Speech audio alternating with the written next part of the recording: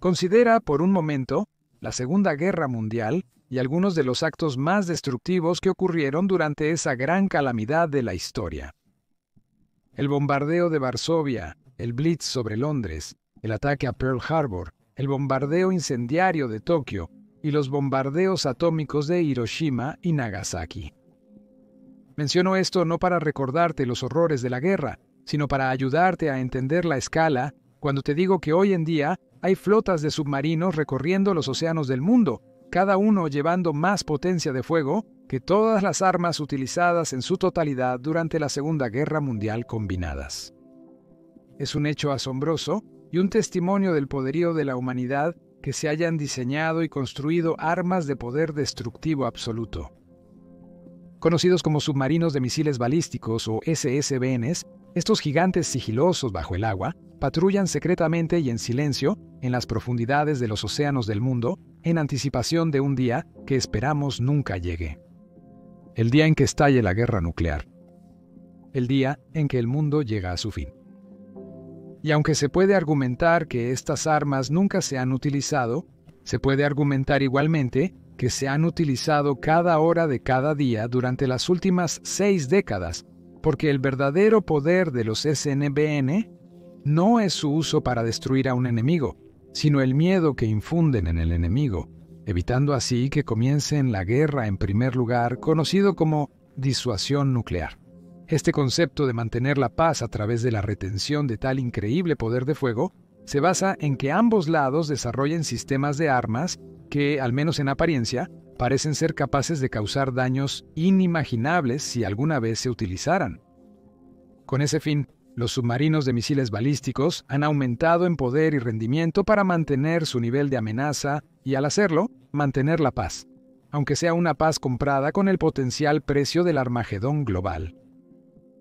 Los primeros submarinos de misiles diésel eléctricos, como el proyecto A5611 de la Unión Soviética, en servicio desde 1956, tenían solo 2 misiles, pudiendo devastar teóricamente 2 ciudades pequeñas o una grande. Un SSBN moderno, como la clase Ohio de los Estados Unidos, ahora lleva 24 misiles Trident, cada uno con hasta 8 ojivas dirigidas independientemente, lo que significa que un solo Ohio es capaz de destruir el mapa geopolítico de Europa Occidental y dejar miles de millas de tierra como un páramo irradiado durante milenios por venir. El problema con el desarrollo de tal potencial destructivo, sin embargo, es que no puedes probarlo realmente sin causar un daño inmenso a la Tierra. Incluso al probar misiles sin ojivas nucleares, solo 1 o 2 fueron disparados a la vez desde un solo submarino. Por lo tanto, durante años, las tripulaciones de los SSBN que se referían a sus buques como boomers operaban únicamente con la teoría de que, si llegaba el momento, podrían desplegar su arsenal nuclear completo de manera segura y efectiva, ya que nunca se había hecho en operación. Sin embargo, a medida que avanzaban los años 80 y la Guerra Fría entre el este y el oeste entraba en su fase final y quizás más peligrosa, la Marina de la Unión Soviética ideó un plan para realizar la prueba definitiva de sus SSBN, el lanzamiento de un salvo completo de misiles. Esta es la historia de la Operación Behemoth. Después de los turbulentos años 50 y 60, cuando la confrontación nuclear parecía casi inevitable, las superpotencias de los Estados Unidos y la Unión Soviética, cada una con sus propios aliados, entraron en un periodo optimista en los 70. A pesar de que ambos lados aún desconfiaban el uno del otro, hubo un esfuerzo deliberado para comenzar a reducir el número de armas nucleares en todo el mundo. Conocidas como las conversaciones sobre limitación de armas estratégicas o conversaciones sobre limitación de armas estratégicas, los acuerdos ayudaron a detener el crecimiento de los arsenales nucleares y prohibieron el desarrollo de armamento de misiles antibalísticos. En el último caso, se creía que el desarrollo de armas que pudieran anular la efectividad de los misiles balísticos podría alentar a un lado a iniciar un conflicto en la creencia de que ya no corrían el riesgo de sufrir un contraataque devastador. De ninguna manera la Guerra Fría estaba llegando a su fin con estas mejoras en las relaciones, pero ciertamente representaba un deshielo de las tensiones y la promesa de un mañana mejor.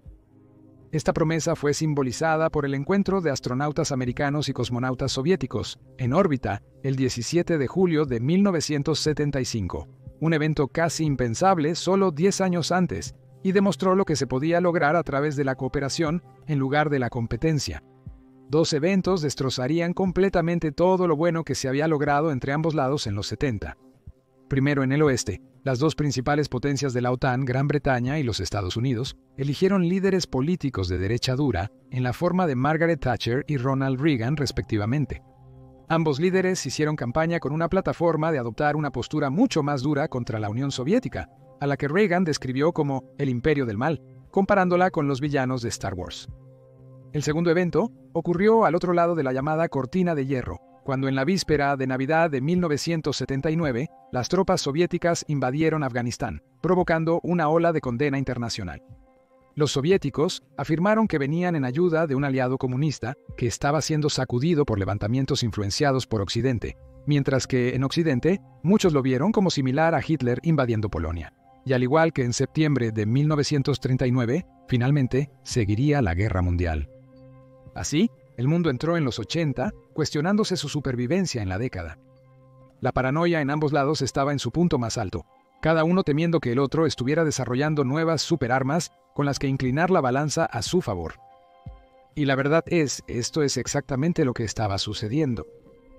El presidente Reagan creía que al obligar a la Unión Soviética a invertir en nuevas armas para igualar a los Estados Unidos, podría en efecto llevar a la Unión Soviética a la bancarrota hasta su rendición, ganando la guerra con dólares en lugar de misiles.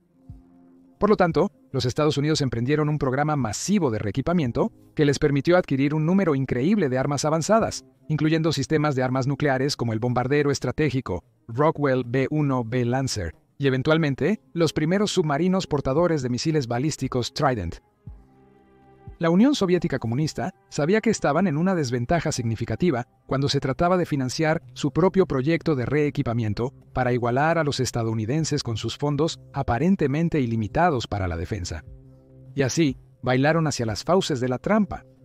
No tuvieron más opción que comprometerse con la investigación y desarrollo de nuevas armas para mantener la paridad con Occidente, gastando cada vez más. Sin embargo, tenían una arma secreta, el SSBN, su flota de submarinos nucleares. En 1968, la Marina Soviética comenzó a desplegar su clase Proyecto 667A de SSBNs, apodada por la OTAN como Yankee One. Armados con 16 misiles balísticos, lanzados desde submarinos R-27, cada uno con un rendimiento destructivo de 1 megatón. El misil de combustible líquido tenía un alcance de 2.400 kilómetros. En teoría, el Yankee One y el submarino R-27 daban a la Unión Soviética paridad con los SSBN armados con misiles estadounidenses y británicos. Sin embargo, las cosas eran un poco distintas en realidad. El problema para los soviéticos era que para poner sus misiles R-27 en rango de los objetivos en América del Norte, tenían que cruzar los Estados Unidos. La intrincada red de sensores Sound Surveillance System de la Marina entre Groenlandia, Islandia y el Reino Unido, la llamada Brescia-Gruk. Sound Surveillance System, un acrónimo que significa Sistema de Vigilancia de Sonido, incorporaba sensores acústicos pasivos que escuchaban a los submarinos soviéticos que no sabrían que habían sido detectados. Un submarino de la OTAN podría seguir al SSBN soviético, listo para destruirlo si fuera necesario. Como resultado, incluso cuando el Yankee One apenas comenzaba a entrar en servicio, la Armada Soviética ya estaba exigiendo una nueva clase de submarino, armado con misiles de mayor alcance, que les permitiría disparar su carga nuclear fuera del alcance de Sound Surveillance System, si alguna vez surgiera la necesidad. El resultado fue la clase marina del Proyecto 667B, conocido por la OTAN como Delta One. Las dimensiones del nuevo submarino eran solo un poco más grandes que el anterior, siendo de 456 pies de largo y desplazando 7.800 toneladas en la superficie, en comparación con las 7.700 toneladas originales del Yangtze y 433 pies. Sin embargo, la diferencia más obvia era un compartimento de misiles ampliado en una cubierta parecida a una joroba detrás de la vela. Fue aquí donde el Delta I albergaba su arsenal de 12 misiles balísticos submarinos de combustible líquido R-29 o SNLBMS.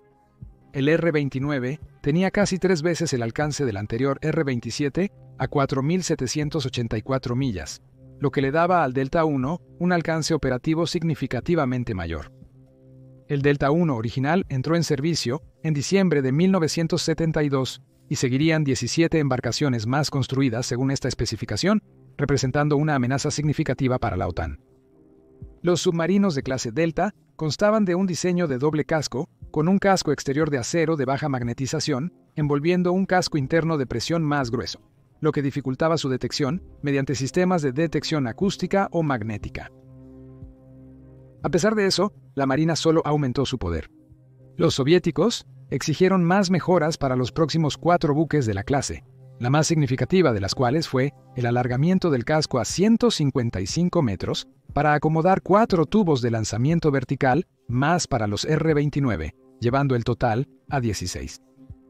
Designados como Delta II por la OTAN, los 4 buques también contaban con un aislamiento acústico significativamente mejorado para hacerlos más difíciles de detectar con hidrófonos, como los instalados en los buques de guerra y submarinos de ataque de la OTAN que los estarían cazando. Estos monstruos marinos de la flota rusa se estaban volviendo más silenciosos y estaban obteniendo más poder. Sin embargo, tanto el Delta I como el 1-1 aún tenían la misma desventaja. No podían disparar su complemento completo de misiles en una sola salva. En cambio, los misiles tendrían que dispararse en salvos separados, lo cual era un problema significativo para la tripulación, ya que después de disparar el primero, la OTAN sabría dónde estaba el submarino y lo rastrearía y destruiría antes de que pudiera disparar el siguiente. Esta desventaja se abordaría en el Delta III, que podría, en teoría, disparar todo su arsenal en una sola salva. Este era un nuevo nivel de poder destructivo. Miles de millones de vidas con solo presionar un botón. El Delta III también presentaba una nueva variante de R-29, designada como la R-29R. Esta nueva y aterradora arma intercambiaba la única gran ojiva del arma anterior y parte de su combustible por más espacio para llevar 3 ojivas más pequeñas de 500 kilotones que podían saturar un área objetivo, creando aún más daño. El desarrollo adicional del misil R-29 eventualmente condujo al R-29RM Steel. Esta fue la versión del misil con el mayor alcance hasta ahora, capaz de alcanzar un objetivo a 5.300 millas de distancia. También vio otro aumento en el número de ojivas, cada una con un rendimiento reducido. Esta vez constaba de 4 ojivas de 200 kilotones. En teoría, incluso era posible configurar los misiles para llevar 10 ojivas de 100 kilotones. Pero esto no se adoptó operativamente. Para llevar este nuevo arma en el mar, se produjo una cuarta variante Delta, el Delta IV, que incorporó las mejoras del Delta III, así como el nuevo misil más capaz.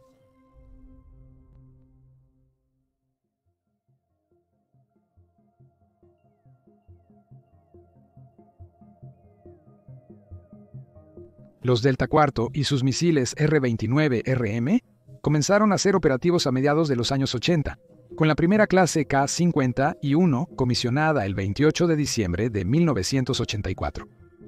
Sin embargo, poco sabía alguien, pero el imperio soviético que los Delta IV estaban siendo construidos para defender estaba al borde del colapso. La segunda mitad de los años 80 fue un periodo turbulento para la Unión Soviética. La trampa económica establecida por los estadounidenses estaba comenzando a morder. Las luchas políticas, económicas e incluso técnicas sacudieron a la nación más grande del mundo, y la Marina de ninguna manera fue inmune a estos problemas.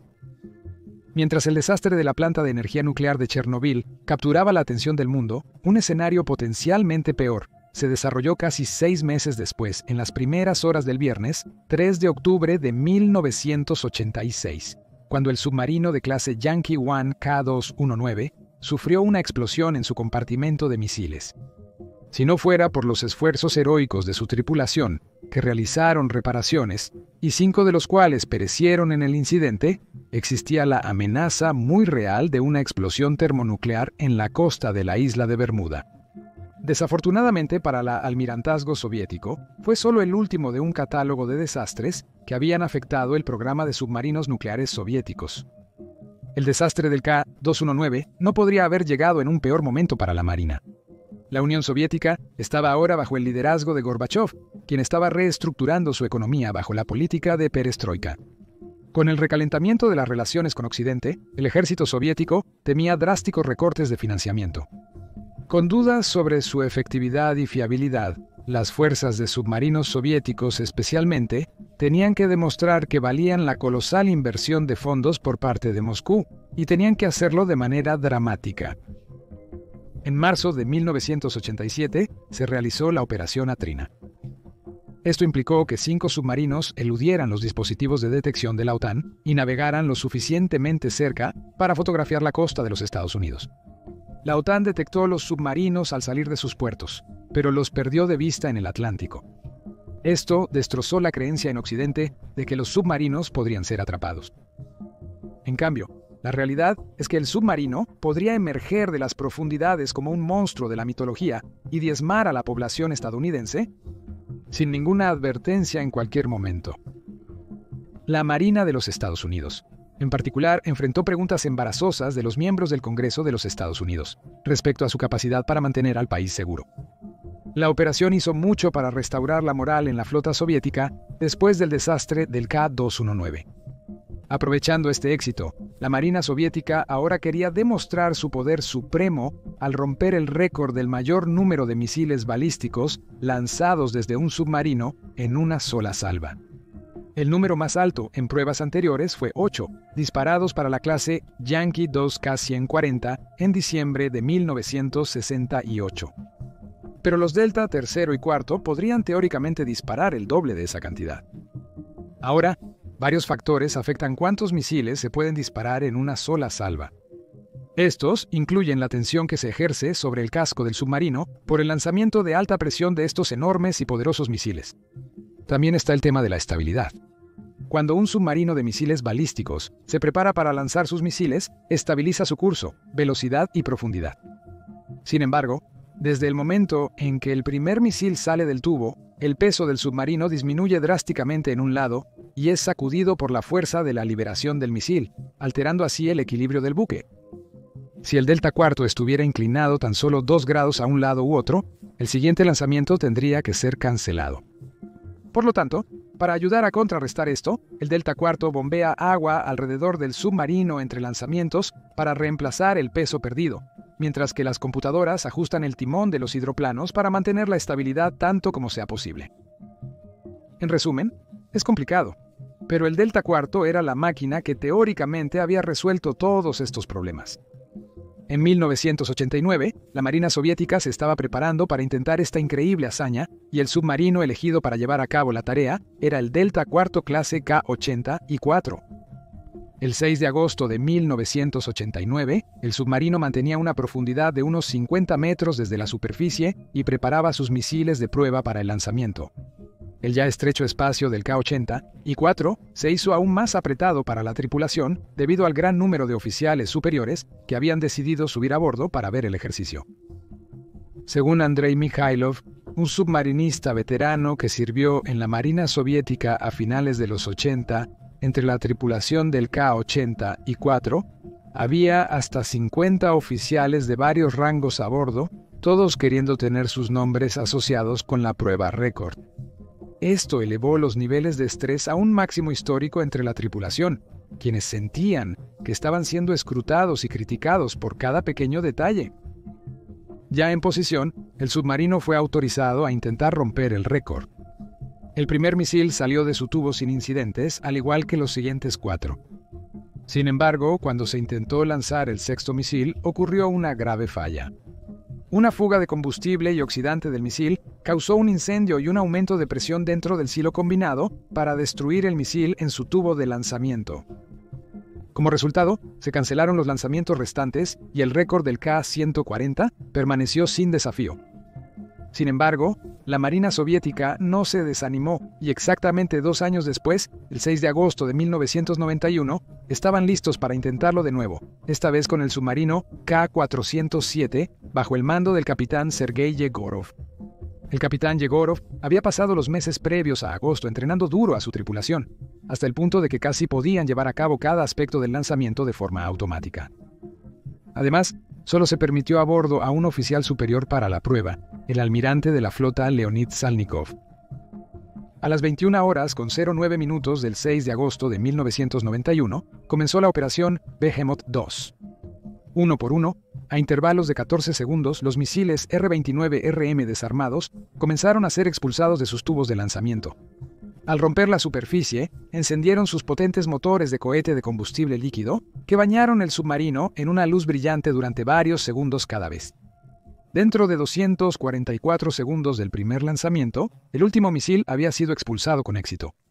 La Operación Behemoth 2 fue un éxito, y el capitán Yegorov y su tripulación establecieron un récord que aún se mantiene hasta el día de hoy. Sin embargo, fue una victoria vacía.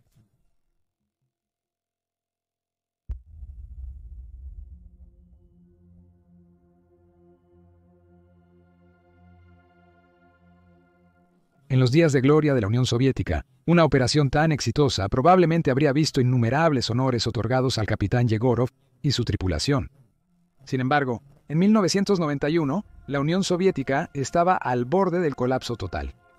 Sacudida por la revolución, la dificultad económica y la inestabilidad política, la Operación Behemoth 2 pasó casi completamente desapercibida fuera de los círculos militares. Apenas 2 semanas después de que se completó la prueba, los extremistas comunistas intentaron un golpe de Estado contra Gorbachov, cuyas reformas fueron vistas por ellos como la causa de los problemas de la Unión Soviética. El golpe fracasó. En los meses siguientes, cada vez más partes de la Unión Soviética se separarían y se convertirían en naciones independientes, hasta que, el día de Navidad de 1991, Gorbachov declaró extinto su papel como líder de la Unión Soviética. Por lo tanto, entregó la autoridad para la disuasión nuclear soviética a Boris Yeltsin, quien ahora juró como el primer presidente de la Federación Rusa. La Guerra Fría había terminado realmente, y como tal, pruebas de armas como la Operación Behemoth ahora pertenecían a una era muerta. Por lo tanto, el verdadero legado de la Operación Behemoth fue servir como un punto final a la Guerra Fría, recordándonos de un tiempo cuando el mundo estaba tan dominado por el miedo y la paranoia que la humanidad literalmente fabricó la herramienta para su propia destrucción. A partir de julio de 2020, el récord de K-407 permanece intacto. Sin embargo, en la última década, Rusia ha comenzado nuevamente a surgir para desafiar a las potencias occidentales militarmente.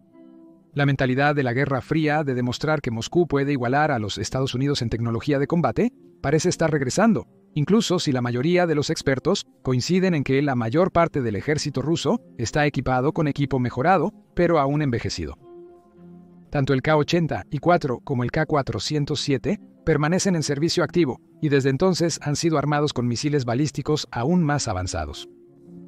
En este contexto de lo que algunos analistas llaman Guerra Fría, se sospecha que las recientes pruebas de misiles rusos están acumulándose en un intento de repetir o incluso mejorar los resultados de la Operación Behemoth 2, demostrando al oeste que Rusia sigue siendo una superpotencia nuclear relevante.